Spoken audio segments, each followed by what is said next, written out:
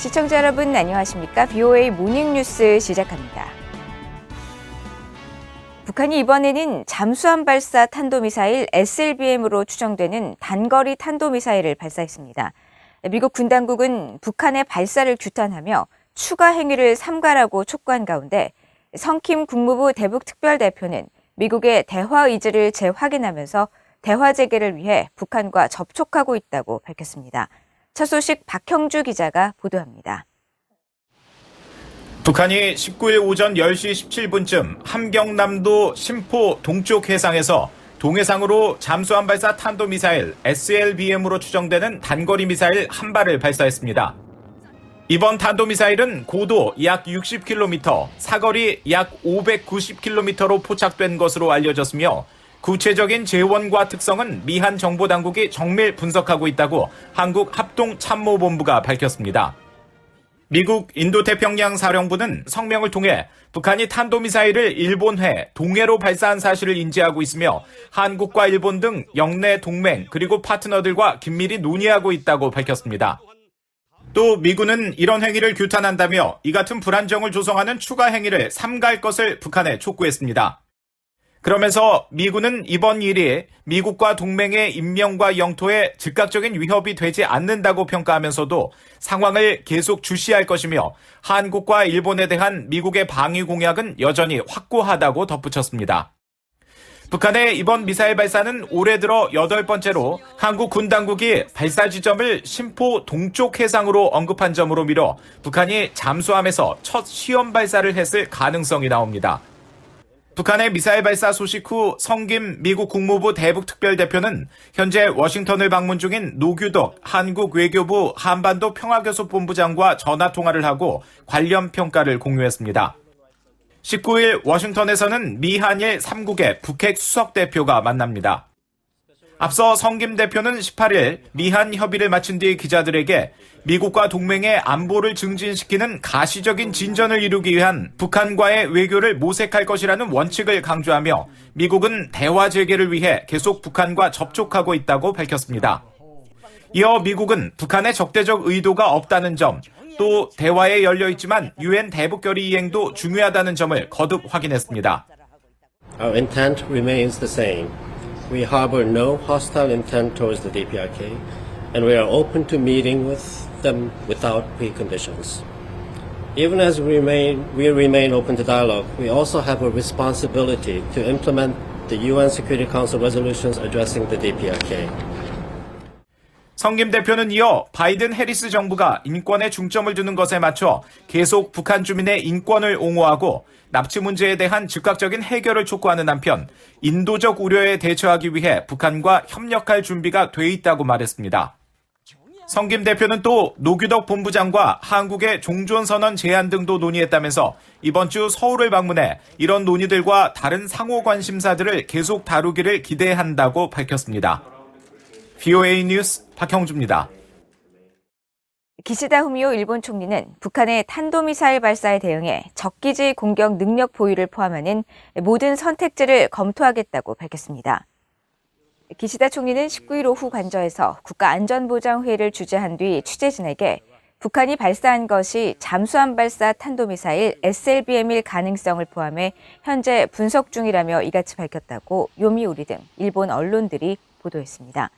기시다 총리는 특히 북한의 핵 미사일 관련 기술의 현저한 발전은 일본의 안전보장과 관련해 간과할 수 없다면서 이런 상황에 대비해 적기지 공격 능력 보유를 포함한 모든 선택지 검토를 거듭 확인했다고 말했습니다. 기시다 총리는 오전에 후쿠시마현을 방문한 자리에서는 기자들과 만나 조금 전 북한이 탄도미사일 2발을 발사했다며 이는 유엔 안보리 결의 위반으로 매우 유감이라고 말했다고 교토통신 등 일본 언론들이 보도했습니다.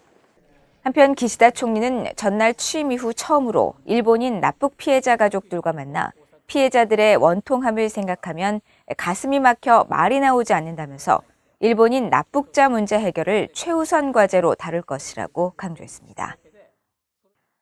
한국국가정보원은 19일 보도자료를 통해 박지원 국정원장과 에브릴 헤인스 미국 국가정보국 D&I 국장, 다키자와 히로아키 일본 내각정보조사실 내각정보관이 참여하는 3국 정보기관장 회의가 개최됐으며 18일에는 미한 또 한일 정보기관장 양자 회의가 열렸다고 밝혔습니다. 3국 정보기관장들은 이날 회의에서 한반도 정세와 현안 등 공통 관심 사안에 대해 허심탄회하게 소통하고 북한의 단거리 미사일 발사와 관련해서도 정보를 공유하고 상황을 평가했으며 대북 현안 외에 글로벌 공급망 기술 유출 등 경제 안보 사안에 대해서도 논의하고 앞으로 3국의 정보 협력을 더 강화해 나가기로 했다고 국정원은 밝혔습니다. 미국 제재부과의 법적 근거가 되는 행정명령과 법률 가운데 북한과 관련된 것들이 이란 다음으로 많은 것으로 나타났다고 미국 재무부가 밝혔습니다.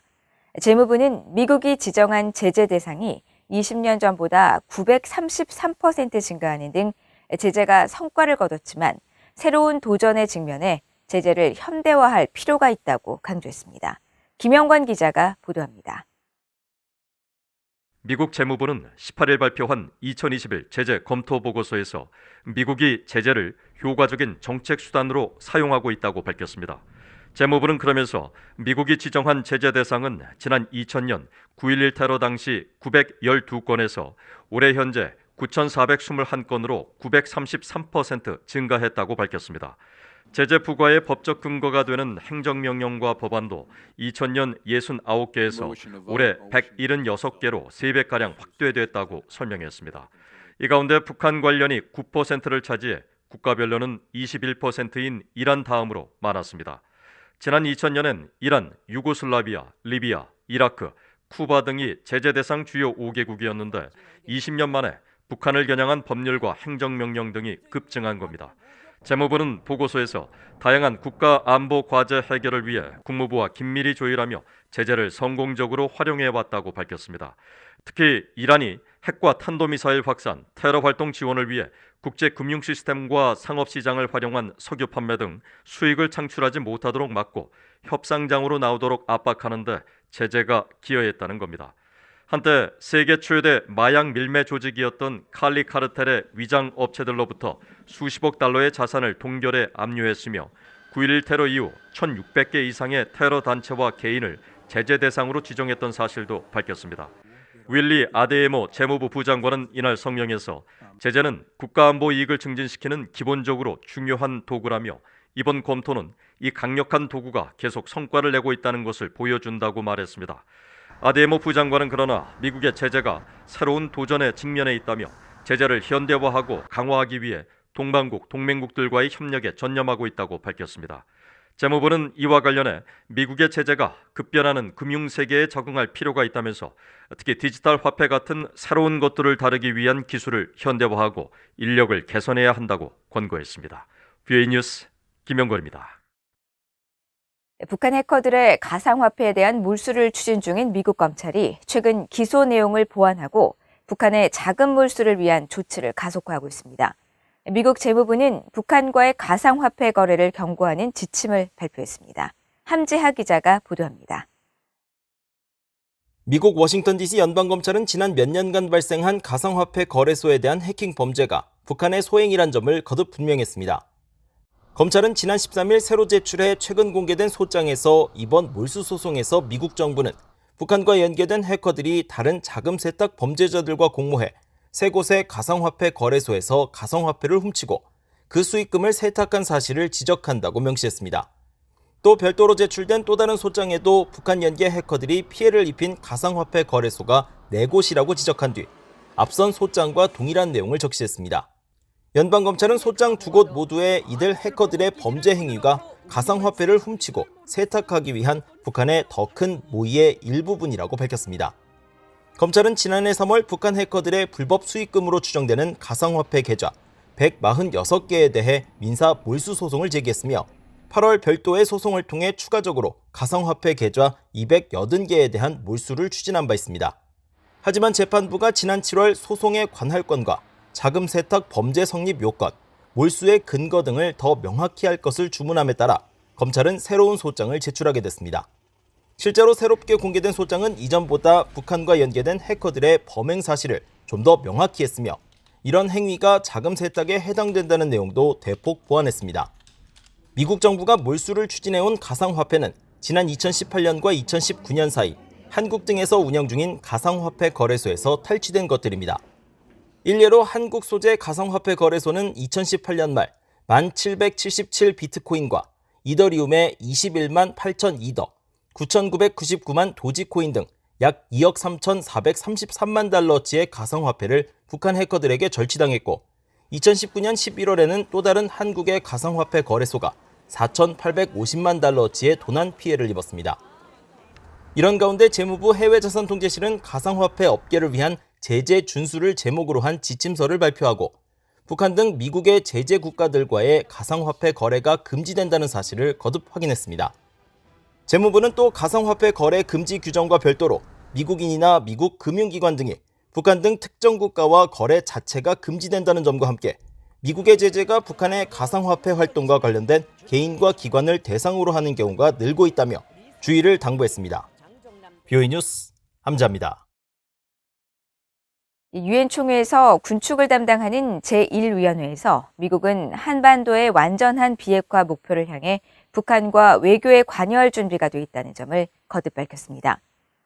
제프리 에버하트 미국 비확산 담당 특사는 18일 유엔 제1위원회에서 핵 비확산을 위한 바이든 행정부의 노력을 설명하면서 북한 핵 문제에 대해 북한과 조건 없이 만날 것이라는 우리의 제안은 유효하다면서 이같이 말했습니다.